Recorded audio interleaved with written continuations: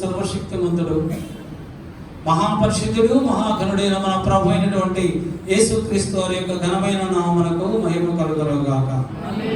ఆమేన్, ఆమేన్. ఇప్పుడు వచ్చిన మీ అందరికీ మన ప్రభు అయినటువంటి యేసుక్రీస్తు వారి నామములో నా తరఫున, మా కుటుంబం తరఫున ప్రత్యేకమైనటువంటి వందనాలు తెలియజేస్తున్నాం. Praise the Lord. Hallelujah, hallelujah. తల్లిదండ్రులకి ఒకతే కుమార్తె ఉన్నది. వాళ్ళు ఆ కుమార్తెని చాలా చాలా ప్రేమతో గారాబంగా పెంచుకున్నారు. వాళ్ళు ఉన్నతమైనటువంటి స్థితి కలిగిన కుటుంబమే. ఆ పాపని బాగా చదివిస్తూ ఉన్నారు. పాప పెద్దదవుతుంది. కొన్ని సంవత్సరాలు వచ్చిన తర్వాత ఆ పాప యొక్క తండ్రి గారు ప్రభువును నిద్రించారు, ఆయన చనిపోయారు. ఆ తల్లి ఎంతో ప్రేమతో కుమార్తెను చదివిస్తూ ఉంది, పెంచుతూ ఉంది. ఏం కావాలంటే అది ఇస్తుంది. ఆ పాప కూడా చక్కగా చదువుకుంటుంది. ఆ పాపకి వివాహమైంది. ఆ పాప కలెక్టర్ అయింది, ఐఏఎస్ ఆఫీసర్ అయింది. ఆ పాప ఐఏఎస్ ఆఫీసర్ అయిపోయిన తర్వాత ఆ పాప మ్యారేజ్ చేసింది. తల్లి ఎంతో డబ్బు ఖర్చు పెట్టి ఒక్కగానొక్క కూతురు అని ఆ పాపకు మ్యారేజ్ చేసింది. మ్యారేజ్ చేసిన తర్వాత కొద్ది దినాలకి, కొద్ది రోజులకి ఆ తల్లి అనుకుంది, నాకు ఒకటే కుమార్తె, ఇప్పుడు పెద్ద ఆఫీసరు, మంచి అల్లుడు, నేను ఇంకా ఈ ఊర్లో ఉండి పొలాలు, ఈ ఇంటిని నేనేం చూసుకుంటాను, నేను నా కూతురు దగ్గరికి వెళ్ళిపోతాను. నేను నా కూతురు ఎంతో ప్రేమించాను, నా కూతురు అల్లుడు కూడా నన్ను బాగా ప్రేమిస్తారు అని ఎంతో ఆశతో కుమార్తె దగ్గరికి వాళ్ళ ఇంటికి వెళ్ళింది. వెళ్తే వాళ్ళు కొద్ది రోజులు బాగానే చూస్తున్నారు. నెలలు గడిచిపోతున్నాయి, సంవత్సరాలు గడిచిపోతున్నాయి. ఆ పొలంలో పంట మీద వచ్చినటువంటి ఆ డబ్బు అదంతా కూడా ఆ తల్లి ఆ కూతురు యొక్క అకౌంట్లో వేస్తుంది. వాళ్ళు డబ్బులు తీసుకుంటున్నారు, బాగానే ఉన్నారు. కొద్ది దినాలు అయిన తర్వాత, కొన్ని నెలలు అయిన తర్వాత మరి ఏం ఆలోచన వచ్చిందో తెలియదు కానీ, యొక్క కూతురు అల్లుడు ఏం మాట్లాడుకున్నారో తెలియదు కానీ, ఈ ముసలిదానని మనతో ఎందుకు ఉంచుకోవటం, చూస్తుంటే పల్లెటూరులాగా ఉంది, మన ఇంటికి పెద్ద పెద్ద ఆఫీసర్లు వస్తున్నారు, పెద్ద పెద్ద ఎమ్మెల్యేలు, మినిస్టర్లు వస్తున్నారు. వాళ్ళు వచ్చినప్పుడు వాళ్ళు తను కూడా వచ్చేస్తుంది, మనతో పాటు వాళ్ళకి వచ్చేస్తుంది, వాళ్ళందరూ చూస్తున్నారు. ఈమెని ఏదైనా ఒక గదిలో ఉంచితే బాగుంటుంది కదా అనుకొని ఆ తల్లిని ఒక గదిలో ఉంచి చెప్తుంది, అమ్మ, ఎవరైనా బంధువులు వచ్చినప్పుడు కానీ, ఆఫీసులు వచ్చినప్పుడు కానీ, పెద్దవాళ్ళు వచ్చినప్పుడు నువ్వు హాల్లోకి రావద్దు, వాళ్ళు వెళ్ళిపోయిన తర్వాత నువ్వు రామ్మా. ఆ తల్లికి ఏం అర్థం కాలేదు. ఇలానే నా కూతుర్ని పెంచాను అనుకుంది. సరే, నా కూతురు మీద ప్రేమ చేత ఆ గదిలో ఉంటుంది. మరికొన్ని దినాలైన తర్వాత ఆమెను వీళ్ళున్నప్పుడు కూడా హాల్లోకి రానివ్వట్లేదు. నువ్వు ఆ గదిలోనే ఉండు అని పని మనిషి చేత రోజు భోజనం పంపిస్తూ ఉన్నారు. ఆ తల్లిగారు ఎంతో బాధపడి రోజు ప్రార్థన చేసుకుంటూ ఉంది. వీళ్ళైతే పార్టీలు కానీ, ఫంక్షన్లు కానీ, వాళ్ళు పిలిచారు, వాళ్ళ మీటింగ్స్, వీళ్ళ మీటింగ్స్ కానీ, పెద్ద పెద్ద వాళ్ళ మీటింగ్స్కి వెళ్ళిపోతున్నారు. వాళ్ళందరినీ వీళ్ళ ఇంటికి ఇన్వైట్ చేస్తున్నారు. హాల్లో పెద్ద ఫంక్షన్ ఏర్పాటు చేసుకుంటున్నారు. ఆ తల్లికి భోజనం పెట్టే వాళ్ళు ఎవరు లేరు. తల్లిని లోపల పెట్టేసి తలిపేశారు. ఎందుకు, ఒకవేళ బయటకు వస్తుందేమో, వీళ్ళకి అవమానకరంగా ఉంటుందని ఒకసారి అలాగనే ఒక పెద్ద ఫంక్షన్ ఏర్పాటు చేశారు ఇంట్లో. ఫస్ట్ ఫ్లోర్లో పెద్ద ఫంక్షన్ ఏర్పాటు చేశారు. ఆ స్థితిలో ఉన్న పెద్ద పెద్ద కలెక్టర్స్, ఎంపీలు, ఎమ్మెల్యేలు అందరూ కూడా ఫంక్షన్కి వచ్చారు. ఈ తల్లిగారు ఎప్పుడు బయటకు వస్తుందో రూమ్లో నుంచి తప్పి ఆ యొక్క తలుపు వేసేసారు, గడేసి లోపలనే ఉంచారు. సాయంత్రం 8 అయింది, 9 అయింది, 10 అయింది. ఈ తల్లిగారికి విపరీతమైన ఆకలి అవుతుంది, కంట్రోల్ చేసుకోలేకపోతుంది, తలుపు కొడుతుంది, ఎవరు రావటం లేదు, భోజనం పెట్టడం లేదు. ఏం చేయాలో తోచున్న పరిస్థితి. 11 అయిపోయింది, 12 అవుతుంది, ఆకలిని తట్టుకోలేకపోతుంది, తలుపులు కొడుతూ ఉంది. వాళ్ళంతా పైన వాళ్ళందరూ కూడా ఎంజాయ్ చేస్తూ ఉన్నారు.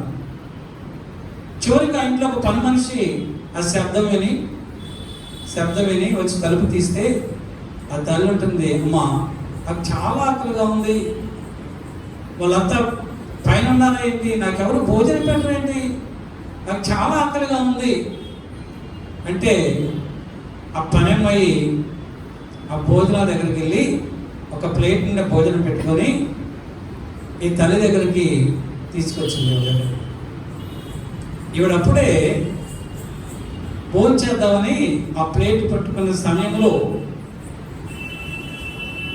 మరి ఎలా తెలిసిందో ఏంటో తెలియదు కానీ పైనుంచి కూతురు వచ్చింది కింద, చాలా స్పీడ్గా వచ్చి ఆ తల్లి దగ్గరికి వెళ్ళి, నీకు బుద్ధి ఉందా లేదా, నువ్వు అప్పుడే భోజనం చేస్తావు, పైన ఎవరికి భోజనం చేయలేదు అంటే ఆ తల్లి అంటుంది, అమ్మ నాకు చాలా ఆకలిగా ఉంది, నేను ఆకలికి తట్టుకోలేకపోతున్నాను,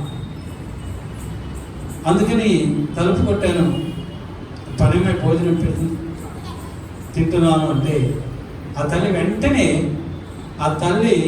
ఆ కుమార్తె తల్లి చేతిలో ఉన్నటువంటి ప్లేటును లాగేసి పక్కన పడేసి ఆ తల్లిని అలా తోసివేస్తే ఆ తల్లి ఎలా వెళ్ళి గోడ మీద పడింది. ఆ గోడ మోచేతికి తగిలి మోచే అంతా కూడా రక్తం వస్తుంది. తల్లి వెళ్ళిపోయింది, తోసేసి పైకి వెళ్ళిపోయింది. అప్పుడు ఆ పనమ్మాయి ఒక క్లాత్ తీసుకొచ్చి వాటర్ తీసుకొచ్చి ఆ ప్లేట్ తీసుకొని వెళ్ళిపోయింది. అలా కలిపేసి తల్లి రాత్రంతా ప్రార్థన చేస్తుంది. నేను ఎంతో ప్రేమించాను కదా ప్రభువా, నా కుమార్తెను ఎంతో ప్రేమించాను, తన బాల్యము నుండి ప్రేమించాను, నాకు కలిగినంతా తనకే ఇచ్చాను, నా ఈ చివరి దేశంలో ఎందుకు నాకు ఈ పరిస్థితి అని కన్నీరుతో రాత్రంతా ఏడిస్తే రాత్రి ప్రభు మాట్లాడుతున్నాడు. అమ్మా నువ్వెందుకున్నావు ఇక్కడ, వీళ్ళు నేను చూస్తాను అనుకుంటున్నావు, నువ్వెందుకున్నావు ఇక్కడ, నువ్వు ఎక్కడ నుంచి వచ్చావు అక్కడికి, నువ్వు మీ ఊరిలో నీకు ఒక ఇల్లు ఉంది, నీకు పొలాలు ఉన్నాయి, నీకు ఆస్తి ఉంది, అక్కడ నీ వాళ్ళు ఉన్నారు, నీకు తోడు నేనున్నాను, నువ్వు అక్కడికి వెళ్ళు, నేను నిన్ను ఆదరిస్తాను, నీకు తోడు ఉంటాను, ఇంట్లో నేను లేను, ఇక్కడ ఎందుకున్నావు, నువ్వు వెళ్ళు అన్న. ఎప్పుడు నా స్వరం విన్నదో ఆ తల్లి ఇంకా తెల్లవారిన తర్వాత ఇంక వెళ్ళిపోదాం, ఊరికి బయలుదేరి వెళ్ళిపోదాం అనుకున్నాను. ఈరోజు రాత్రి ఆ భార్య భర్తలు ఆలోచించుకున్నారు. ఏమని ఆలోచించుకున్నారంటే, ఆ కుమార్తె తన భర్త చెప్తుంది, చూడండి రాత్రి మనం అందరం ఒక పెద్ద వాళ్ళందరం ఇంకా భోజనాలే చేయలేదు, ఈవిడ గారికి భోజనం తక్కువైందని చెప్పేసి ఈవిడ భోజనం చేస్తుంది, ప్లేట్ తీసుకొచ్చి ఇలా చేస్తుంది, ఇక్కడ ఉంచొద్దండి, ఇక్కడ ఉంచొద్దు, రేపు ఉదయకాలమే ఈమెని మా ఊరు పంపించేద్దాం, అక్కడ తీసుకెళ్ళి కార్లు అక్కడ డ్రాప్ చేసేద్దాం, ఇక మనకి పీడ వదిలిపోద్ది, మనకే బాధ ఉండదు అనుకున్నారు భార్య భర్తలు. మరి ఆ రాత్రి కదా ప్రభు మాట్లాడారు, అమ్మగారితో ఉదయాన్నే 7 ముందుగానే తల్లిగారు అన్నీ సర్దుకొని వాళ్ళు వచ్చామ్మా ఇక్కడ ఎంతకాలం ఉంటారు? ఒకసారి మన ఊరు వెళ్ళి ఒక 4 రోజులు ఉండి అక్కడ వెళ్ళి చూసుకో, తర్వాత నేను అల్లుడు గారు వచ్చి నిన్ను మళ్ళీ మా ఇంటికి తీసుకొస్తామలే అనేది ఆ తల్లి ఆ బ్యాగ్ తీసుకొని ఆ తల్లిని కాళ్ళు ఎక్కించుకొని ఆ రోజులో వదిలిస్తాను. అక్కడికి వెళ్ళిన తర్వాత ఆ తల్లి ఏం చేసిందంటే ఒక మంచి తనకు సహాయం చేయడానికి ఒక హెల్పర్ని పెట్టుకొని ఆ ఇంటిలో ఒక ట్రస్ట్ పెట్టి ఆమె పని చేసుకుంటూ ఉంది.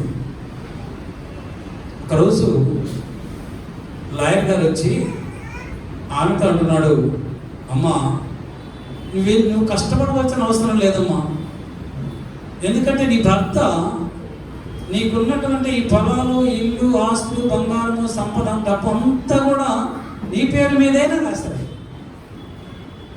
ఆస్తి అంతా నీ పేరు మీదే ఉంది, నీ కుమార్తె పేరు మీద ఏమీ లేదు. నువ్వు ఇస్తే వస్తుంది, లేకపోతే ఏమీ లేదు. ఒకవేళ నువ్వు ఇచ్చినా కూడా రాదమ్మా, ఎందుకంటే నీ భర్త ఈ ఆస్తి అంతటినీ నీవు బతికి ఉన్నంత కాలము నిన్ను అనుభవించమని, ఆ తర్వాత నా భార్య చనిపోయిన తర్వాత నా ఆస్తి అంతా ఇదిగో ఈ ట్రస్ట్కి ఇస్తున్నానని చెప్పేసి వీళ్ళమ్మ రాశారమ్మా. ఇవి బ్రతికినంత కాలం ఇవిడు అనుభవించవచ్చు, తర్వాత ట్రస్ట్కి రాసేసారు. ఆమె విని చాలా సంతోషించి ఇక అక్కడ నుంచి పొలం మీద డబ్బులు కానీ ఏమి కుమార్తెకు పంపించడం లేదు. చాలా సంతోషంగా హాయిగా ఒక సహాయకురాళ్ళు పెట్టుకొని ప్రార్థన చేసుకుంటూ సుఖంగా ఉంటూ ఉంది. నెల అయిపోయింది, 2 నెలలు అయింది, 6 నెలలు అయింది. కూతురికి డౌట్ వచ్చింది, ఏంటి నా బ్యాంక్ అకౌంట్లో డబ్బులు పట్టలేదు ఏంటి, పొలం మీద వచ్చిన డబ్బులు మా అమ్మగారు నా అకౌంట్లో వేయలేదేంటి, బ్యాలెన్స్ బ్యాంక్లో డబ్బులు పట్టలేదు అని డౌట్ వచ్చి రోజు నా కూతురు అల్లుడు కలిసి ఆ ఇంటికి వెళ్ళారు. వాళ్ళ అమ్మగారి దగ్గరికి వెళ్ళి మామూలుగానే వాళ్ళ అమ్మ ఇంతకుముందు ఎలాగ దబాయిస్తున్నారు అలానే దబాయించి బెదిరిస్తూ ఉంటే ఆమె అన్నది, నీవు నా ఇంటికి రానక్కర్లేదు, పొలము నాది, ఇల్లు నాది, మీ నాన్నగారు ఇచ్చిన బ్యాంక్ బ్యాలెన్స్ నావి, వీటి మీద నీకు ఏ హక్కు లేదు, కనుక నువ్వు వచ్చిన దారి నేను ఇంటికి వెళ్ళిపోవచ్చు. ఒకవేళ నేను మరణించినా మీరు రానక్కర్లేదు, ఎందుకంటే నేను మరణించిన తర్వాత నా ఆస్తి అంతా ట్రస్ట్కే ఉంటుంది, వాళ్ళే నన్ను చూస్తారు, ఈ ఊళ్ళో వాళ్ళే నేను చనిపోతే నాకు సమాధి చేస్తారు, మీరెవరు కూడా రావద్దు. వాళ్ళు ఆశ్చర్యపోయి వాళ్ళు తిరిగి వెళ్ళిపోయారు. లేనిగా మీరు అనుకోవచ్చు అటువంటి కుమార్తెలు అటువంటి కుమారులు కూడా ఉంటారని. ఉంటారు. ఇది జరిగిందే చెప్తున్నాను, జరగంది ఏది మీకు చెప్పను, వాస్తవమే. కానీ ఆ తల్లిని ఎవరు విడిపించారు? ఆ తల్లిని ఆమె బంధకాలలో నుంచి, ఆమె కష్టాల్లో నుంచి, ఆమె వేదనలో నుంచి, ఆమె దుఃఖములో నుంచి, ఆమెకు ఒక ఆలోచన ఇచ్చి దర్శనమిచ్చి నడిపించింది ఎవరు? జీవము గల దేవుడైన ప్రభువే. ఈ కుమార్తెలు, కుమారులు, అల్లుళ్ళు, మనవళ్ళు, మనవరాలు తాత్కాలికమైనవే. వాళ్ళను చూసి మనం ఏదో చేస్తారని మనం ఊహించకూడదు. మనం కాపాడేవాడు, ఆదరించేవాడు, పోషించేవాడు, నడిపించేవాడు, ఆరోగ్యం ఇచ్చేవాడు మన ప్రభు అయినటువంటి యేసుక్రీస్తే. ఎందుకైనా మనం విడిపిస్తాడు అంటే మన కష్టాల్లో నుంచి, బాధల్లో నుంచి అంటే అపోస్తలుడైన పౌలు అంటున్నాడు ఎఫెసీయులకు రాసినటువంటి పత్రిక 1వ అధ్యాయం 6వ వచనంలో, జగత్పునాది వేయబడక మునిపే క్రీస్తులో నా బిడ్డను నేను ప్రేమించాను. జగత్పునాది వేయబడక మునిపే ఆయన మనల్ని ప్రేమించాడు, క్రీస్తులో ప్రేమించాడు కనుక ఆయన మనల్ని మన కష్టాల నుంచి ఆయన విడుదల చేస్తాడు. ఎవరు అభ్యంతరం పెట్టినా ఆయన ఆగిపోయినటువంటి దేవుడు కాదు. వారి సలహాలు వీరి సలహాలు ఆయన ఫాలో అయినటువంటి దేవుడు కాదు మన దేవుడు. ఆయన మనల్ని ప్రేమించాడు కనుక విడిపిస్తాడు. యేసుక్రీస్తు ప్రేమ స్వరూపి. Jesus is the love. ఆయన ప్రేమ స్వరూపి. యెర్మీయా గ్రంథం 31:3 ప్రభు అంటున్నాడు, శాశ్వత కాలము నా ప్రేమ మీతో ఉంటుంది, శాశ్వత కాలము నేను మిమ్మల్ని ప్రేమిస్తాను అంటున్నాడు ప్రభు. నిన్న నేడు రేపు నిరంతరము సర్వకాల సర్వావస్థలు మనల్ని ప్రేమించేవాడు మన ప్రభు అయినటువంటి యేసుక్రీస్తే. ఆ సమాజ మందిరపు అధికారం అంటున్నాడు ప్రభుతో, నీవు ఈ యొక్క పునరుద్ధాన దినమందు ఆదివారం ఈ సబ్బాతు దినమందు ఈ సహోదరుని ఆమె కట్టంలో నుంచి ఎందుకు నువ్వు విడిపించావు? యేసు ప్రభు ఒకసారి సమాజ మందిరంలోనికి వెళ్ళి దేవుని వాక్యమును ప్రకటించుతున్నప్పుడు లూకాసు వార్త 13:16 ప్రభు అంటున్నాడు, ఇదిగో 18 ఏండ్ల నుండి సాతాను బంధించిన అబ్రహాము కుమార్తె అయిన ఈమెను విశ్రాంతి దినమందు ఈ కట్ల నుండి విడిపింపదగదా? ప్రైజ్ ది లార్డ్, హల్లెలూయా. బంధకాల నుంచి విడిపించడానికి, శ్రమల్లో నుంచి విడిపించడానికి, సాతాను క్రియల నుంచి విడిపించడానికి విశ్రాంతి దినం ఏంటి? ఏ దినమైనా విడిపించవచ్చు, ఏ రోజైనా విడిపించవచ్చు. సహాయం చేయడానికి ఇవాళ ఏంటి, రేపేంటి, మంచి రోజు ఏంటి, చెడ్డ రోజు ఏంటి? సబ్బాతు దినమైనా పునరుద్ధాన దినమైనా ఏ దినమైనా మనం సహాయం చేయాలంటే సహాయం చేయొచ్చు, విడిపించాలంటే విడిపించవచ్చు. 18 సంవత్సరాల నుంచి ఆ సహోదరి నడుము వంగిపోయి దేవుని మందిరములకు వస్తూ ఉంటే ఎవరు వాక్యం చెబుతున్నారో, ఎవరు మందిరానికి వస్తున్నారో, ఎవరు మందిరములో పాటలు పాడుతున్నారో, ఆరాధన చేస్తున్నారో, వాక్యం చెబుతున్నారో కూడా తెలియనటువంటి పరిస్థితిలో ఆమె భూమిని మాత్రమే చూస్తూ, ఆకాశం ఎలాగా ఉన్నదో తెలియనటువంటి దుర్భరమైనటువంటి పరిస్థితిలో, దేవా ప్రభువా ఎక్కడున్నావు నువ్వు? నా ప్రార్థన ఆలకించి నాకున్నటువంటి ఈ భయంకరమైన ఈ వ్యాధి నుంచి, ఈ జబ్బు నుంచి నన్ను స్వస్థపరిచి నీ వైపు చూసేటువంటి గొప్ప ధన్యత నాకు అనుగ్రహించు ప్రభు అనే ఆ సహోదరి 18 సంవత్సరాల నుంచి ప్రార్థన చేస్తూనే ఉన్నది. ఒకరోజు 2 రోజులు ప్రార్థన చేసి జవాబు రాకపోతే నా ప్రభు నా ప్రార్థన ఆలకించడం లేదనేటువంటి నిరాశ నిస్పృహ వచ్చి విశ్వాసములో నుంచి అవిశ్వాసములోనికి తొలగిపోతున్నటువంటి దుర్దినాలలో ఉన్నాం మనం. కానీ ఆ సహోదరి 18 సంవత్సరాల నుంచి ఆకాశం వైపు చూడాలని, ఆకాశం అందనటువంటి సింహాసనాసీనుడైనటువంటి ప్రభువును చూడాలని 18 సంవత్సరాల నుంచి ప్రార్థన చేస్తూనే ఉన్నది. హల్లెలూయా, హల్లెలూయా. నేను నా భార్య దేవుని యుద్ధ నుండి ఒక మేలు పొందుకోవడానికి 16 సంవత్సరాలు ప్రార్థన చేశాం. 16 సంవత్సరాలు ప్రతిరోజు రాత్రి పగలు ప్రార్థన చేస్తూనే ఉంటే 16 సంవత్సరాల తర్వాత నా దేవుడు మా ప్రార్థనకు జవాబిచ్చాడు. గొప్ప కార్యం జరిగించి మరొక భయంకరమైన సమస్యలో మేము కూరుకుపోయినప్పుడు ప్రభువా నీవే మాకు దిక్కని ప్రార్థన చేసినప్పుడు 9 సంవత్సరాల తర్వాత దేవుడు ఆ యొక్క భయంకరమైన సమస్యల నుంచి మాకు సంపూర్ణమైనటువంటి విడుదల అనుగ్రహించాడు. క్రైస్తరా ఏదో 2 రోజులకి, 3 రోజులకి, వారం రోజులకి, 10 రోజులకి, నెల రోజులకి నా ప్రభు రోజు ప్రార్థన చేస్తున్నాను, వచ్చేలేదు ఇచ్చేలేదు అనేటువంటి రాసాను మనకి వద్దు. విశ్వాసముతో కూడినటువంటి నిరీక్షణే నిన్ను బలపరుస్తాయి. విశ్వాసంతో కూడినటువంటి నిరీక్షణ ద్వారానే నీవు ప్రభు యొద్ద నుండి అద్భుతములు, ఆశ్చర్య కార్యములు, సూచన క్రియలను పొందుకుంటావు. ఆ విశ్వాసంతో కూడిన నిరీక్షణ మనకు కావాలి. 18 సంవత్సరాల నుంచండి ఆ సహోదరి భూమిని మాత్రమే చూస్తుందండి. భూ సంబంధమైనటువంటి క్రియల మీద మాత్రమే ఆధారపడి ఉన్నది. ఆకాశం ముందు ఒక దేవుడు ఉన్నాడని, ఆ దేవుని చూడాలని ఆశతో ప్రార్థన చేస్తుంటే ఆ దినమున 18 సంవత్సరాల తర్వాత యేసు ప్రభు ఆ మందిరానికి వచ్చి ఆమెను చూచెను.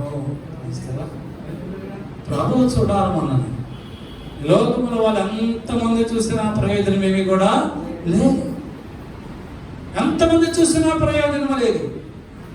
నువ్వు మేలు పొందుకోవాలంటే, దీవెని పొందుకోవాలంటే ప్రభువు నిన్ను చూడాలి, ప్రభువు నిన్ను చూడాలి. ఆయన చూసేటువంటి దేవుడు. 7 నేత్రములు కలిగిన వాడు ఈ సకల సృష్టిని దృష్టించుతున్న దేవుడు మన దేవుడైనటువంటి యేసుక్రీస్తు. ఆయన 7 నేత్రములతో ఆయన చూస్తూనే ఉన్నాడు. సకల లోకాన్ని కూడా చూడలేదు నువ్వు అనుకోవద్దు. రహస్య స్థలంలో దాగి ఉన్న వాటిని కూడా చూడగలిగినటువంటి దేవుడు మన ప్రభు అయినటువంటి యేసుక్రీస్తు. మనం అనుకుంటాం, ఎవరు చూస్తున్నారులే, ఎవరు చూస్తున్నారులే అని అనుకుంటాం.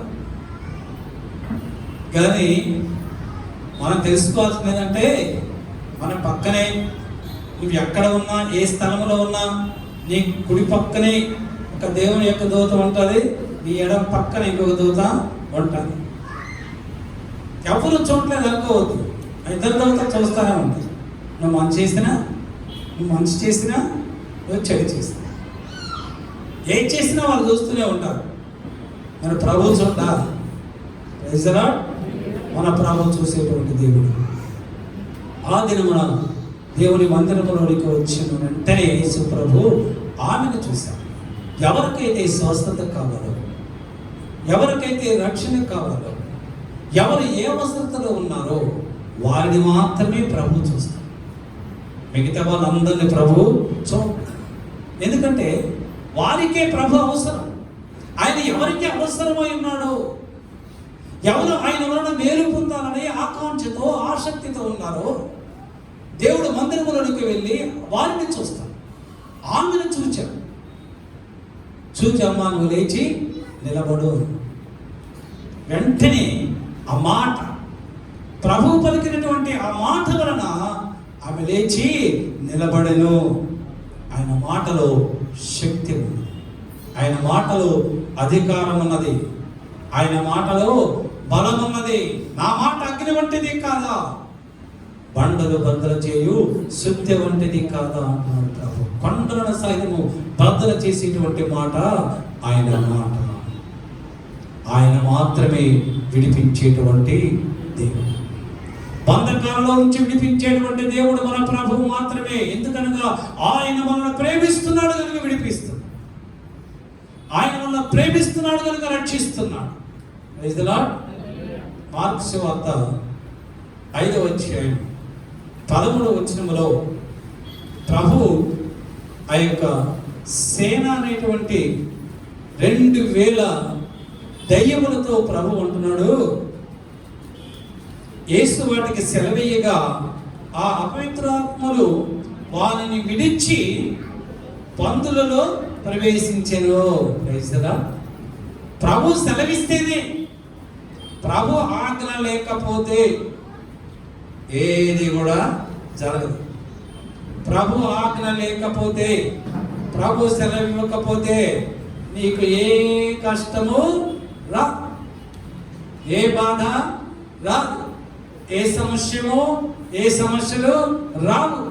ఒకవేళ మనకు సమస్యలు వచ్చాయంటే, బాధలు వచ్చాయంటే, ఎవరైనా మనల్ని అవమానపరిచారంటే, ఎవరైనా మన మీద నిందలు వేసారంటే ప్రభు సెలవైతేనే వస్తాయి. వేస్తారా? కనుక వాటిని స్వీకరించి, వాటిని మనం స్వీకరించి ఎప్పుడైతే ప్రభు సన్నిధిలో నిన్ను తగ్గించుకొని కన్నీటితో ప్రార్థన చేస్తావో, దేవుడు నీ ప్రార్థన ఆలకించి ఆ సమస్యలన్నిటిలో నుండి సంపూర్ణమైనటువంటి విడుదల నీకు దయచేస్తాడు. అప్పటి వరకు కూడా ఆ 2000 పందులు ఎదురు చూస్తూ ఉన్నాయి. ఆ 2000 పందులు ఎక్కడున్నాయి? ఆ 2000 పందులు ఎక్కడున్నాయి? ఆ పందులు కాసేవాళ్ళు వాటిని మేపుతూ ఉన్నారు. ఆ యొక్క సమాధుల్లో జీవిస్తున్నటువంటి, శ్మశానాలలో జీవిస్తున్నటువంటి ఆ వ్యక్తి, సాతాను చేత పట్టబడినటువంటి వ్యక్తి సమాధులలో బూడిద మీద కూర్చొని, బూడిద తల మీద పోసుకొని, చెల్ల పెంకులతో రక్తమక్కారునంతగా శరీరమును గోక్కుంటూ, ఎవరైనా బంధిస్తే సంఖ్యలను కూడా తెంచివేసి హింసిస్తూ ఉన్నాడో ఆ వ్యక్తిని స్వస్థపరచుట కొరకు యేసు ప్రభు అద్దల నుండి, తిబిరియా సముద్రం అద్దల నుండి ఈ గెరాసీన్ అనేటువంటి ఈ దరికి వచ్చాడు. సుదూర ప్రాంతము ప్రయాణం చేసుకొచ్చు ఆయన ఈ యొక్క సైతాను బంధకాల చేత బంధింపబడిన యవనస్తుల దగ్గరికి వచ్చాడు. ఎందుకు వచ్చాడంటే దేవుడు ఇతన్ని ప్రేమిస్తున్నాడు, ప్రభు ఇతన్ని ప్రేమిస్తున్నాడు కనుక ఆ బంధకాల నుంచి విడిపించడానికి తన నామ మహిమార్థమై తన నామ మహిమ కనుక ఒక ఆయుధముగా అతను ఉపయోగించుకున్నాడు. ప్రభు అద్దరి నుంచి ఇద్దరికి వచ్చాడు. వస్తే ఆ దయ్యాలు అంటున్నాయి, సర్వోన్నతుడైనటువంటి దేవుని కుమారుడా, నాతో నీకేమి, నన్ను బాధపరచకమని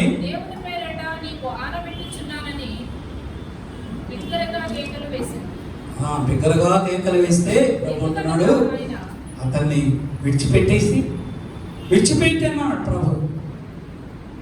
విడిచిపెట్టేయమంటే దయాలు అంటున్నాయి, మమ్మల్ని ఎక్కడికి వెళ్ళాలి, మనం వెళ్ళిపోమంటున్నావు, అతను విడిచిపెట్టేస్తాం, మేము ఎక్కడికి వెళ్ళాలి అంటే అప్పుడు ప్రభు అంటున్నాడు, ఆ పందులలోకి వెళ్ళండి. అప్పుడు ఆ దయ్యాలన్నీ 2000 దయ్యాలు పందుల్లోకి వెళ్తే పందులు సముద్రంలోకి చనిపోయారు. ఎవరు విడిపించారు సాతాను బంధకాలలో నుంచి? ఎవరు విడిపించారు ఆ వ్యక్తిని? శ్మశానాలలో ఉన్నటువంటి వ్యక్తి, పిచ్చివాడినటువంటి వ్యక్తి, సంఖ్యలతో బంధింపబడినటువంటి వ్యక్తిని ప్రభు విడిపించారు. ఎంతోమంది దగ్గరికి వెళ్ళి ఉంటారు, ఎవరి వల్ల కూడా కాలేదు.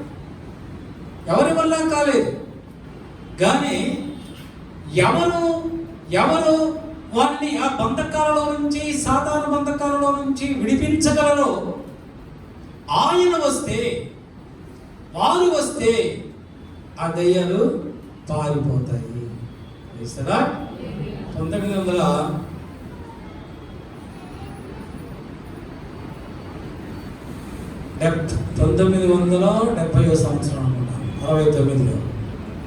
అప్పుడు నేను చాలా చిన్నవాడిని, 10th క్లాస్ చదువుతూ ఉన్నాను. ఆ దినాలలో మాకు వెహికల్స్ ఉండేవి కాదు, చాలా పేద కుటుంబం మాది. మా ఊరు చాలా చిన్న ఊరు, ఒక 60 ఇల్లు మాత్రమే ఉంటాయి. మేము మా ఊరికి వెళ్ళాలి అంటే ఒక శ్మశానం ముందుగా వెళ్ళాలి. అక్కడ ఒక చెరువు ఉంటుంది, దాని మీద కొన్ని వందల సంవత్సరాల నుంచి ఉన్న పెద్ద చెత్త చెట్లు ఉంటాయి. ఆ రోజు సాయంకాలం కాలేజ్ అయిపోయిన తర్వాత, హై స్కూల్ అయిపోయిన తర్వాత 8 కిలోమీటర్లు నడుచుకుంటూ నేను మా అన్నయ్య ఇద్దరు కూడా, పెద్ద వర్షం పడుతుంది, వర్షంలో కాలు జారిపోతున్నాయి, రోడ్లు లేవు, సైకిల్ ఉండేది, అది అన్నగారి ఇంట్లో పెట్టి అలా మా ఊరు వచ్చేస్తున్నాం. ఆ సమయంలో శ్మశానం దగ్గరకు వచ్చేసరికి అక్కడ ఒక వ్యక్తి దిగంబరిగా ఉండి చనిపోయినటువంటి కాలుతో ఉన్నటువంటి శవము దగ్గర మంత్రాలు పడిస్తూ ఉన్నాడు. ఆ శవాన్ని లేపుతాడు. తర్వాత తెలిసి అదేదో చెప్పారు, మర్చిపోయారు. ఆ దయ్యాన్ని లేపుతున్నాడు, అతను ఆ భేదాలను లేపుతూ ఉన్నాడు. ఆ దృశ్యాన్ని మా అన్నయ్య చూశాడు, నేను చూశాను, ఇద్దరు చూసాం. ఇలాగ వెళ్తున్నాం స్ట్రైట్గా, పక్కనే ఉంటుంది, ఏం తేడా ఉండదు, జస్ట్ 3 అడుగులు 4 అడుగులు ఉంటారు, ఎవరైనా అలా వెళ్ళాల్సింది. మా అన్నయ్య చూసి భయపడిపోయాడు. ఎప్పుడైతే భయపడ్డాడో వెంటనే ఆ ఈవిల్ స్పిరిట్ వచ్చేసి మా అన్నయ్యలోకి వచ్చేసి దయ్యపడ్డాడు. ఇంటికి వెళ్ళాం, నేను మామూలుగానే ఉన్నాను, తెల్లవారు లేచి స్కూల్కి బయలుదేరాను. మా అన్నయ్య లేవలేకపోయాడు. ఏంటంటే ఒంట్లో బాగాలేదన్నాడు, అది దయ్యం సంగతి తెలియదు. ఆ రోజు అయిపోయిన తర్వాత నెక్స్ట్ డే నేను ఇంటికి వచ్చిన తర్వాత ఇంకా అలా నన్ను జ్వరం. అప్పుడు నేను చెప్పాను మా నాన్నతో, నాన్న మేమిద్దరం ఇలాగ వస్తూ ఉంటే ఆ శవం కాలుతూ ఉంది, అన్నయ్య నేను ఇద్దరం చూసాము, ఒకవేళ అన్నయ్య భయపడ్డాడేమో, అందుకే భయం జ్వరం వచ్చింది అని. సరే మా నాన్న ఆ చుట్టుపక్కల భూత వైద్యులు ఉంటే పోలంతమంది వాళ్ళందరినీ తీసుకొచ్చి ఇంట్లో పెట్టి ఏదో చేశారు, వేపాకులు ఏదో కనిపెట్టి చేశారు. దెయ్యం పాల డాక్టర్స్ దగ్గర తీసుకెళ్ళారు. దెయ్యం పాల ఎక్కువైపోతుంది రోజు రోజుకి. మనిషి రోజులు గడిచే కొద్ది, నెలలు గడిచే కొద్ది మరణానికి దగ్గర అవుతూ ఉన్నాడు. స్కెల్టన్ లాగా తయారైపోతున్నాడు. భయం వేసింది మా నాన్నగారికి. అప్పుడు మా పెద్దమ్మ ఎప్పటి నుంచో వాళ్ళు ప్రభు నమ్ముకున్నారు. మా పెద్దమ్మ వాళ్ళు మేము కూడా పక్క పక్కనే ఉంటాం. వరండా కంబైన్డ్గా ఉంటుంది, వాళ్ళు పక్కన ఉంటారు. మా పెదనాన్న గారు స్కూల్ టీచర్. ఆమె అన్నది మా నాన్నగారితో, మరిది గారు ఆడికి దెయ్యం పడితే నువ్వేనా బోతోడి దగ్గర కన్నా ఆ డాక్టర్ దగ్గర తీసుకెళ్తాము, వాళ్ళ వల్ల ఏమవదు, పాస్టర్ గారు తీసుకొచ్చి ప్రార్థన చేయిస్తాను, వాడు దెయ్యం పోంది అన్నది. నువ్వు అలా చెప్తావు కదా, మన ఇంట వంటలేదు, మా ఇంట్లో వీరులు ఉన్నారు, మా ఇంట్లో వీరులు ఉండేవాడు. వాస్తవే, అటుకు మీద వీరులు ఉండేవాడు. ఏదైనా వివాహం జరిగినప్పుడు ఊర్లో వాళ్ళు వచ్చి ఆ వీరుని తీసుకొని చెరువు గట్టు దగ్గర తీసుకెళ్ళి వాటికి ఏదో పూజలు చేసి మళ్ళీ అప్పుడు తీసుకొచ్చి మా ఇంట్లో పెట్టి అప్పుడు వాళ్ళు పెళ్ళిళ్ళు చేసుకునేవాళ్ళు. వీరులు ఉన్నారు, నువ్వు అలా చెప్తావేంటి, పాస్టర్ గారు లేదు, ప్రార్థన లేదు, ఏం లేదు, నువ్వు దాన్ని తయారయ్యేవాడు. సరే నీ ఇష్టం. ఏ చచ్చిపోతున్నాడు, మానే చచ్చిపోతున్నాడు, రోజు రోజు క్షీణించిపోతున్నాడు. పరిస్థితి చూడలేక మా నాన్న అన్నాడు, వదినా నువ్వు చెప్పినట్టు చేద్దాం, పాస్టర్ గారిని పిలిపించావు. తెన్నాలి దగ్గర ఏమని నా గోడు, అక్కడి నుంచి ఒక పాస్టర్ గారిని తీసుకొచ్చాను. ఒక పెద్దమ్మకి తెలిసిన అతను వచ్చి, చాలా పెద్ద అతను, ఏజ్లీ వచ్చి ఇంట్లో ప్రార్థన చేస్తున్నా. అలాగా ప్రార్థన చేస్తూ ఉండగా ఉపవాస ప్రార్థన చేస్తున్నారు. ఆ దైవం పాటలేదు, అది పాటలేదు. ఒకరోజు మా అన్నయ్య మా నాన్న దగ్గరికి వచ్చి, నాన్న రోజు దెయ్యం వస్తుంది, నన్ను గుద్దేస్తుంది, చంపేస్తుంది, నేను చచ్చిపోతాను, నేను ఈ బాధ భరాయించలేను, ఈరోజు రాత్రి నన్ను చంపేస్తుంది నాన్న అన్నాడు. అప్పుడు మా నాన్నకు భయపడు. మా నాన్న చాలా బలంగా ఉంటాడు, చాలా బలంగా ఉంటే ఒక 50 మంది వచ్చినా పడతాడు, అంత బలంగా ఉంటాడు. మేము కూడా అంతే ఉండేవాడు, చాలా లావు ఉండేవాడు. అప్పుడు మా నాన్న అన్నాడు, సర్లేరా రాత్రికి ఏదో ఒకటి చేద్దాం లేదు అని చెప్పి మా బ్రదర్ని పక్క రూమ్లో కొనుక్కోమన్నాడు. పక్క గదిలో కొనుక్కోమని నాతో అన్నాడు, అరే నువ్వు అన్నయ్య మంచి నువ్వు కొనుక్కోరా. చిన్న వయసు అన్నాడు, 15 సంవత్సరాలు ఉంటాయో ఉండవు. సరే అన్నా, పాస్టర్ గారిని పిలిచి, పాస్టర్ గారు మా వాడు ఇలా అంటున్నాడు, ఈరోజు ఏ విధంగా అయినా సరే మీరు ప్రార్థనలో ఉండండి, ఆ దెయ్య సమయం తెలుద్దాము. పాస్టర్ గారు ప్రార్థన చేస్తూ ఉపవాసం ఉండి ప్రార్థన చేస్తూ ఉన్నాడు. రాత్రి నేను ఆ గదిలో మంచం పడుకోను. మా నాన్న అన్నాడు, దెయ్యం వస్తుందిరా అన్నాడు. నేను దెయ్యం, అవును దెయ్యం వస్తుంది, వచ్చి నీ మీద దూకుతుంది, నువ్వు వెళ్ళెక్కన పడుకోవద్దు, నువ్వు గుండెల మీద కూర్చోలేదు, నేను గుద్దుద్ది అన్నయ్య అనుకుంటుంది, నువ్వు పక్కకి తిరిగి పడుకో, నేను నీ కాళ్ళ దగ్గరే ఉంటాను, నేను అన్ని చూస్తుంటాను, నువ్వు ఒక కేకలే నువ్వు అన్నాడు. సరేలే అన్నాను. నేను భయపడలేదు, వాస్తవం నేను భయపడలేదు. ఎందుకు భయపడలేదంటే చిన్నప్పటి నుంచి కూడా మా అన్నయ్యని ఒక విధమైనటువంటి స్టైల్లో పెంచాడు. చాలా సుకుమారంగా రోజు బియ్యం రోజు వరిన్నం వండి పెట్టడం. నన్ను చాలా కష్టపడేవాళ్ళు. జొన్నలన్నం, సజ్జలన్నం, రాగులన్నం, వరిగలన్నం, ఈ భోజనం జొన్నలన్నము, ఈ భోజనం చేసేవాడిని. దాంతో పాటు నన్ను తీసుకెళ్ళేవాడు పొలం పని చేయడానికి నన్ను కూడా తీసుకెళ్ళేవాడు. పచ్చేనికి నేను ఒక్కడనే ఆ గుంటలో నీళ్ళు పోసుకొని పొదాలు తగిలించుకొని ఆ పచ్చేలకి మిరపతాళ్ళకి వేకువజామున వెళ్ళి మందు కొట్టేవాడు. మా నాన్నగారు వేకువజామున లేచి 3 గంటలకు లేచి ఆ ఎద్దును తీసుకొని అప్పట్లో బీడ్లు అని ఉండేవి. ఒక్కొక్కరికి 10 ఎకరాలు 20 ఎకరాలు బీడ్లు ఉండేవి. ఆ బీడ్కి తీసుకెళ్ళేవాడు. ఒక 1.5 కిలోమీటర్స్ దూరంలో ఉండేది. అక్కడ తీసుకెళ్ళి అక్కడ ఉదయం వాళ్ళకి కూడా మేపి వాటిని మళ్ళీ తీసుకొచ్చేవాడు. ఒక్కొక్కసారి నన్ను కూడా తీసుకెళ్ళేవాడు తెల్లవారుదాం లేకపోతే. నాకు అలవాటు అయిపోయింది. అప్పుడప్పుడు చెప్తుండేవాడు, కొలువు దెయ్యాలు ఉంటాయిరా, ఇలాగా ఉంటాయి కొలువు దెయ్యాలు ఇలాగా ఉంటాయి, మనం భయపెడితే అవి కూడా మనం భయపడతాయి, మనం భయపడకూడదు అని చెప్పేవాడు. అవన్నీ నాకు గుర్తున్నాయి చిన్న వయసులో. ధైర్యం చేసి పడుకున్నాను. రాత్రి కూర్చొని భయంకరమైన కోతి ఆకారంలో పెద్దది దడేలు పడుకున్నాను. నేను వెనక్కి పడుకోవాలి, సైడ్కి పడుకున్నాను. కేక వేశాను. అది పడి నన్ను ఇలా లాగుతుంటే నేను కేక వేశాను. అక్కడే మా నాన్నగారు ఉన్నారు. వెంటనే నేను లేచారు. పక్కన పాస్టర్ గారు ప్రార్థన చేస్తున్నారు. ఏం జరిగిందో నాకు తెలియదు, కానీ ఆ సిచ్యువేషన్లో మా నాన్నగారికి ఆ దయ్యానికి గొప్ప భయంకరమైన పోరు జరిగింది, యుద్ధం. ఒక్క నిమిషం జరగకూడదు. ఎప్పుడైతే యుద్ధం జరుగుతుందో అలా చూస్తూనే ఉన్నాను. ఎప్పుడు పోయిందో మాయమైపోయింది.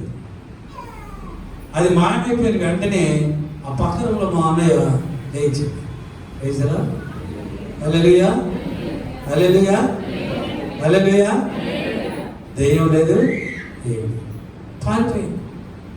అద్భుతమైన ఆరోగ్యంతో ఉన్నాడు.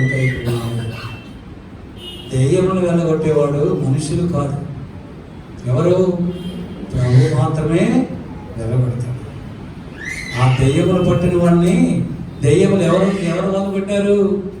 ప్రభు ఆ దెయ్యంతో మీరు వెళ్ళిపోండి అన్నాడు. ఎప్పుడైతే ఆయన గద్దించాడో అవి వెళ్ళిపోతూ ఉంటున్నాయి. మిమ్మల్ని ఎక్కడికి వెళ్ళమంటావు అంటే ఆ పందులు కనిపిస్తున్నాయి. పందుల్లోకి వెళ్ళమన్నాడు. దెయ్యాలని పందుల్లోకి వెళ్ళిపోయాయి. ఆ పందులన్నీ కూడా సముద్రంలోకి వెళ్ళిపోయి అన్నీ కూడా చచ్చిపోయాయి. మన బంధకాల్లో నుంచి విడిపించేవాడు మన ప్రభు అయినటువంటి యేసుక్రీస్తు. అందుకే బైబిల్ రాయబడుతుంది. జకర్యా గ్రంథం 9వ అధ్యాయం 12వ వచనంలో జకర్యా ప్రవక్త అంటున్నాడు, చదవండి. బంధకములలో పడి ఉండి నిరీక్షణ గలవారులారా, మీ కోటను మరలా ప్రవేశించండి, రెండంతలుగా మీకు మేలు చేసేదనని నేడు నేను మీకు తెలియజేస్తున్నాను. హల్లెలూయా. బంధకములలో పడి ఉండి నిరీక్షణ కలిగి ఉన్న వారులారా, ఒకవేళ మీరు బంధకములలో పడి ఉండి ఇంకా నా ప్రభు నన్ను స్వస్థపరుస్తాడు, నా బాధల్లోంచి విడిపిస్తాడు, నా ప్రార్థన వింటాడు, నా గోడు వింటాడు, నాకు ఆదరణగా ఉంటాడు అని నువ్వు నిరీక్షిస్తూ ఉంటే ప్రభు దగ్గర కదా, నువ్వు ప్రభు దగ్గరకు వస్తే ఆయన నీ బంధకాలన్నింటిలో నుంచి నేను విడిపించి ఆయన నీకు రెండింతల మేలు చేస్తాడు. హల్లెలూయా హల్లెలూయా. రెండింతల దీవెనల ఆశీర్వాదములు మనకు కలుగు చేస్తాడు. ఇప్పుడు నిరీక్షణతో నీవు ప్రభు దగ్గరకు వచ్చినప్పుడు ఎందుకు ఆయన రెండింతల దీవెనల ఆశీర్వాదములు ఇస్తున్నాడు అంటే, ఇంతకుముందు మీకు చెప్పాను నేను, జగత్పునాది వేయబడక మునిపే ఆయన మమ్మల్ని ప్రేమించి ఉన్నాడు కనుక, ఆయన ప్రేమను బట్టే, ఆయన ప్రేమిస్తున్నాడు కనుకనే ఎవరైతే ఆయన దగ్గరకు వస్తే, ఎవరైతే ఆయన సముఖమునకు వస్తే ఆయన వారి పక్షముగా డబుల్ బ్లెస్సింగ్స్ ఇస్తాడు. హల్లెలూయా హల్లెలూయా. దావీదు మహారాజు రాసినటువంటి కీర్తన 68:6 చదువుకుందాం.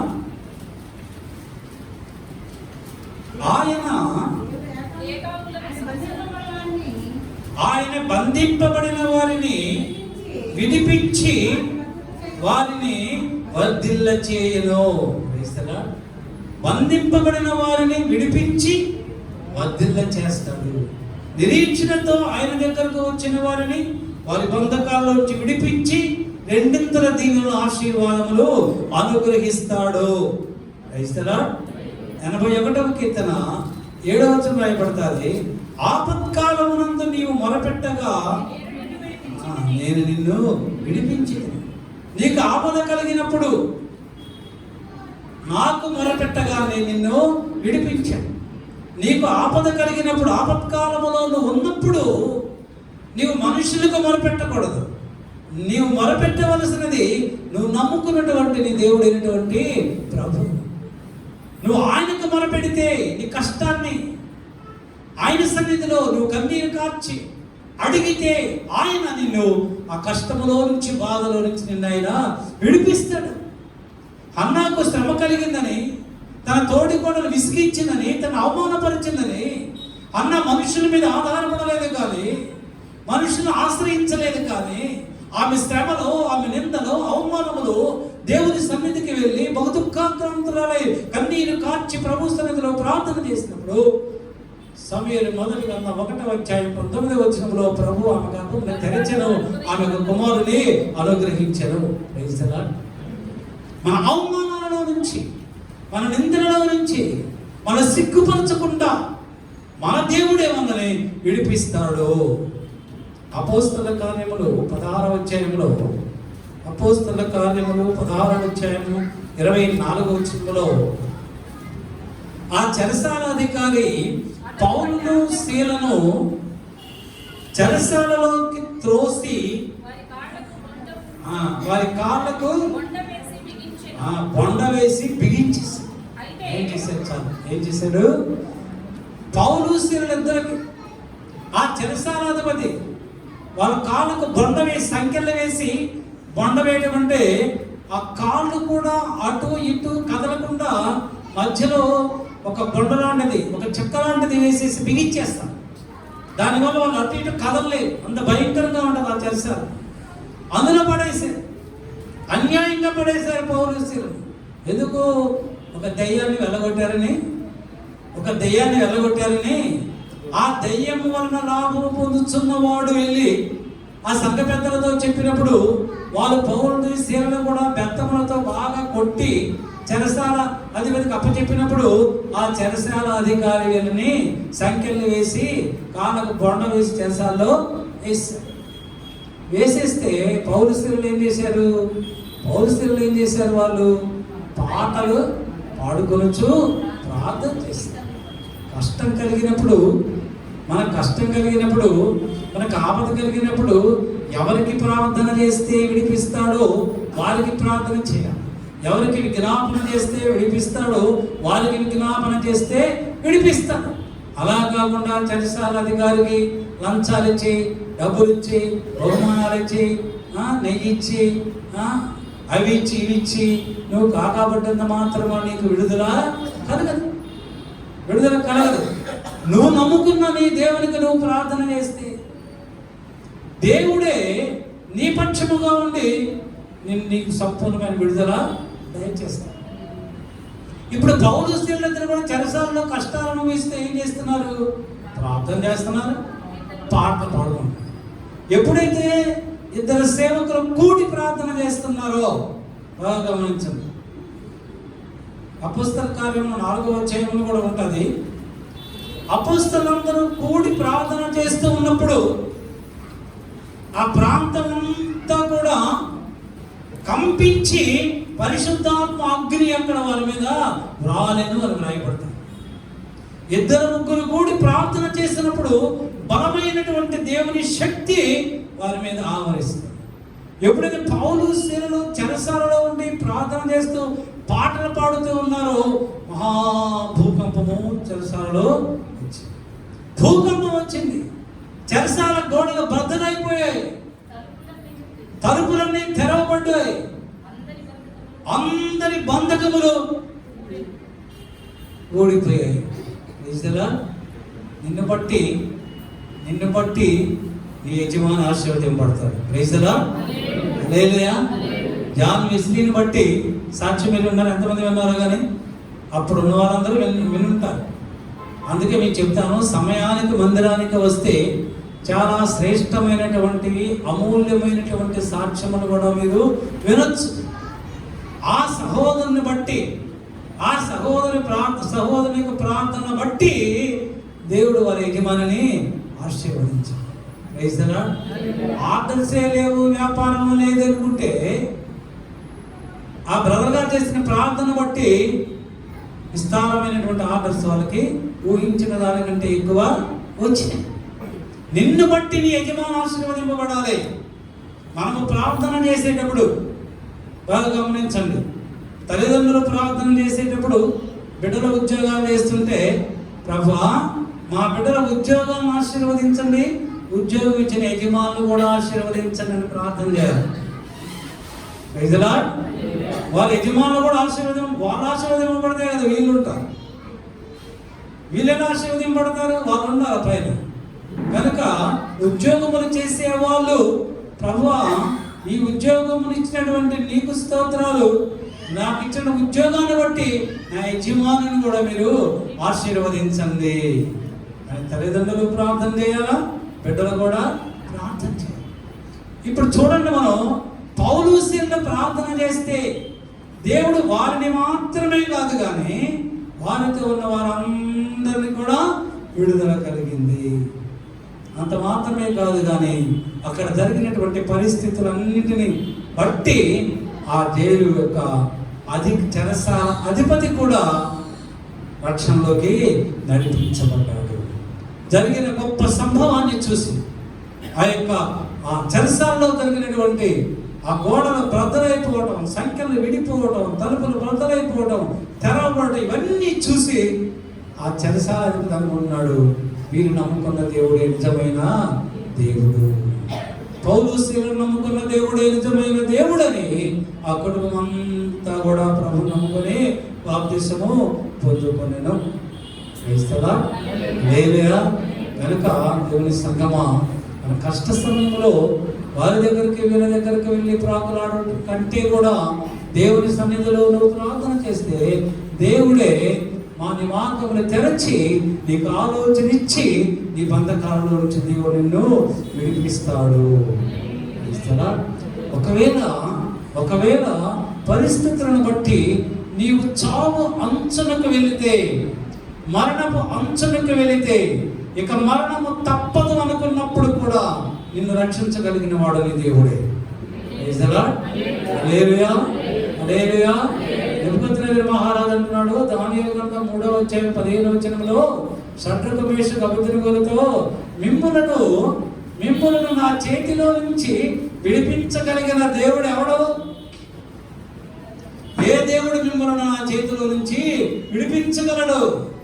మిమ్మల్ని ఈ అగ్నిగుండములో పడవేస్తాను, మీరు నా విగ్రహములకు నమస్కారము చేయకపోతే మిమ్మల్ని విడిపించగలిగిన వాడు ఏ దేవుడు కూడా లేడు. ఏ దేవుడు మిమ్మల్ని విడిపిస్తాడని క్వశ్చన్ మార్క్ వేస్తున్నాడు ఒక అన్యరాజు నెబుకద్నెజరు.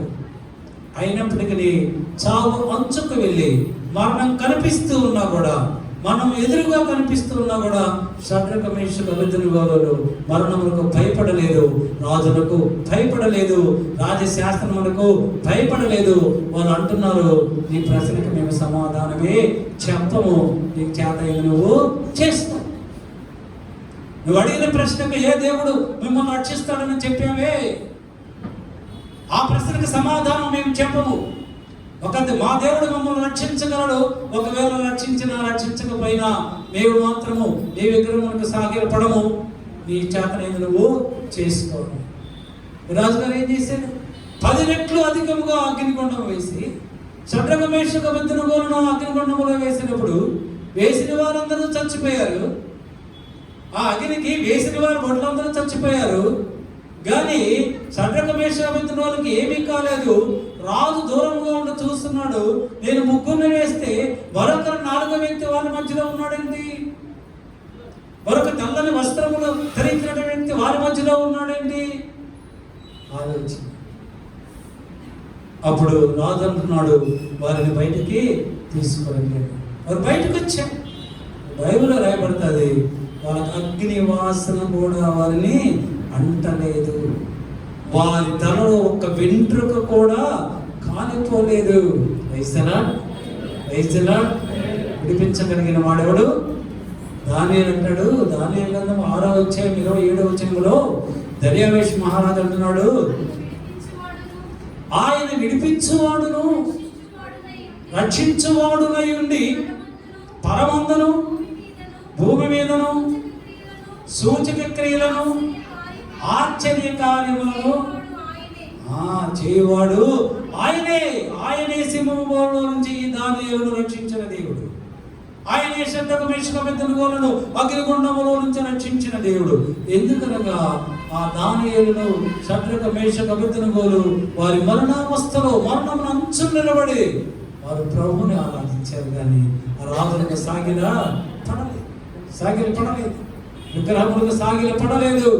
దేవుని పునరుద్ధానానికి ముందు ప్రభు మనతో మాట్లాడుతున్నాడు. నీ కష్టకాలంలో, నీ బాధలు, నీ వేదనలు, నీ ప్రమోషన్లో, నీ ట్రాన్స్ఫర్లో, నీ యజమాని యొక్క ఆశీర్వాదములలో నీ దేవుడే నీకు తోడై, ఆయనే నిన్ను ఆశీర్వదించేటువంటి దేవుడు, నిన్ను విడిపించేటువంటి దేవుడు, నీ అవమానాలలో నుంచి, నిందలలో నుంచి నిన్ను విడిపించేటువంటి దేవుడు, నీకు సంతానం అనుగ్రహించేటువంటి దేవుడు, నీ కాపుదల చేసేటువంటి దేవుడు, నీ ప్రయాణాలలో నీకు తోడైనటువంటి దేవుడు ఆయననే నువ్వు ఆరాధించాలి, ఆయననే నువ్వు పూజించాలి. ఆయనే స్తోత్రార్హుడు, ఆయనే మనకు విడుదల చేసేవాడు, ఆయనే మన దేవుడైన నజరేయుడైనటువంటి యేసుక్రీస్తు. ఎందుకు ఆయన మన పక్షముగా ఉండి ఈ గొప్ప కార్యములన్నీ చేస్తున్నాడు అంటే మన నీతిని బట్టి కాదు కానీ, మన యథార్థతను బట్టి కాదు కానీ, జగత్పునాది వేయబడక మునిపే, తల్లి గర్భములో నీవు నేను రూపింపబడక మునిపే ఆయన మనలను విస్తారముగా ప్రేమించాడు కనుక ఆయన మన పాపములను కూడా విస్తారముగా తీసివేసి మన బంధకాలలో నుంచి ఆయన విడిపిస్తున్నాడు. దేవుని సంగమా, మనమందరము కూడా అది అవసరం చిన్నదైనా పెద్దదైనా కష్టమైన బాధైనా ప్రభుకి విజ్ఞాపనం చేద్దాం. నిరీక్షణతో విశ్వాసంతో ప్రభుకి విజ్ఞాపనం చేద్దాం. మన ప్రభువు ఆలకించేటువంటి దేవుడు, త్రోసివేసేటువంటి దేవుడు కాదు. ఆలకింపనేరకైనకు ఆయన చెవులు మందము కాలేదు, ఆయన ఎప్పుడు వింటూనే ఉంటాడు. మన దేవుడు వినేటువంటి దేవుడు, ఆయన ఒక దేవుడు కాదు. మన దేవుడు వినేటువంటి దేవుడు, జీవము గల దేవుడు, సజీవుడైనటువంటి దేవుడు, వర్తమాన భూత భవిష్యత్ కాలం ఉన్నటువంటి దేవుడు.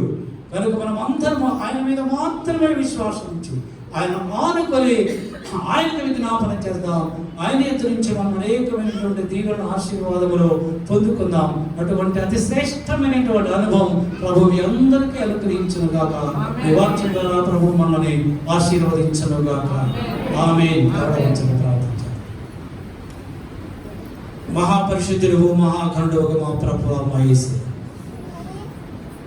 ఆశ్చర్యకుడవు, ఆలోచనకర్తవుగా మా ప్రభు, ఈ పునరుద్ధాన దినమందు ఈ దినదాసుని ఈ సిలువ చాటును మరుగుపరిచి ఈ బిడ్డలతో విరుసుగా మాట్లాడినందుకు మీకు స్తోత్రాలు నాయన. మా బంధకాల్లో నుంచి విడిపించేటువంటి దేవుడు నీకేనని, మేము బంధకాల్లో ఉన్నప్పుడు, శ్రమలో ఉన్నప్పుడు ప్రభు నిరీక్షణతో నీ వైపు చూస్తే, నిరీక్షణతో నీ సముఖమునకు వస్తే, నిరీక్షణతో నీ సన్నిధానమునకు వస్తే ప్రభా మా బంధకాల నుంచి మమ్మల్ని విడిపించి మేము ఆశించిన దానికన్నా రెండింతలైనటువంటి దీవెనలు ఆశీర్వాదం అనుభవిస్తానని నువ్వు మాట్లాడావు ప్రభా. నీకు స్తోత్రాలు. 18 సంవత్సరముల నుండి ప్రభా సాతాను కట్ల చేత బంధింపబడిన అబ్రహాము కుమార్తెలు విశ్రాంతి దిన మనం స్వస్థపరిచాడు ప్రభా. స్వస్థపరిచిన దేవుడు నీవు ప్రభా. అలానే ఎన్నో సంవత్సరముల నుంచి ప్రభా శ్మశానాలలో నివసిస్తూ బంధ సంఖ్యల చేత బంధింపబడిన వాడు తన మీద బూడిద పోసుకోవచ్చు ప్రభా. దిక్కులేనటువంటి జీవితాన్ని అనిపిస్తున్నటువంటి వ్యక్తిని ప్రభా బంధకాలను విడిపించి నీకు సాక్షిగా ప్రభా అతను ఏర్పాటు చేసుకుంటావు. నీకు స్తోత్రాలు. ప్రాణపు టంచుల్లో ఉన్నటువంటి మరణ భయముతో ఉన్నటువంటి శత్రుక మేషక అబేద్నెగోలు దానియేలుకు తోడైంది. నీ వైపు చూసి విజ్ఞాపన చేసినప్పుడు వారి బంధకాల నుంచి సంపూర్ణంగా విడుదల దయచేసి నామక మహిమకరముగా వారికి ఉన్నతమైనటువంటి దీవెనలు, ఉన్నతమైనటువంటి స్థితిని అనుగ్రహించావు ప్రభు. స్తోత్రాలు. ఈ బిడ్డలు నీ సన్నిధిలో ఉన్నారు నాయన. ప్రతి కుటుంబాన్ని దర్శించి ప్రతి బిడ్డని మీరు దర్శించండి. వారి బంధకాల నుంచి విడిపించండి, వారి అనారోగ్యముల నుంచి విడిపించండి, వారి అవసరతలు ఏమిటో ఇబ్బందులు ఏమిటో సమస్తం దేవుడు ఆయన వారిని సన్నిధిలో మోకరించి ప్రార్థన చేస్తుండగా ఆకాశమంతన్న నీవు వారి సముఖంలోనికి వచ్చి వారి ప్రార్థన ఆలకించి వారి పక్షముగా గొప్ప కార్యములు మీరు జరిగించిన నేను మన వాక్యమును వారి హృదయంలో భద్రపరుచుకొని వాక్య ప్రకారం జీవించేటువంటి శ్రేష్టమైన కృపని బిడ్డలందరికీ అనుగ్రహించి మీరే సకల ఘనత మహిమ ప్రభావములు పొందుకునమని యేసు క్రీస్తు అతి శ్రేష్టమైన నామమును బట్టి అడుగుతూ వేడుకలు పొందుతున్నాము మా పరమ తండ్రి. ఆమేన్, ఆమేన్. మన పరమ తండ్రి అయినటువంటి దేవుని ప్రేమయు మన ప్రభువు రక్షకుడైన యేసుక్రీస్తు వారి యొక్క కృపా రక్షణ పరిశుద్ధాత్మ దేవుని కన్యకుడి సహవాసము సన్నిధి ఇప్పుడు వచ్చినటువంటి సంఘ బిడ్డలందరికీ వాక్యమును ప్రకటించిన దైవజనులకు వారి కుటుంబాలకు యూట్యూబ్ ద్వారా వాక్యం వినిపించిన వారందరికీ లోకములో ఉన్న స్థితి పరిశుద్ధులకు ఇప్పుడును ప్రభు రాకడ పర్యంతము సదాకాలము తోడైండుగాక. Amen, amen, amen. Hallelujah, hallelujah, hallelujah. Praise the lord.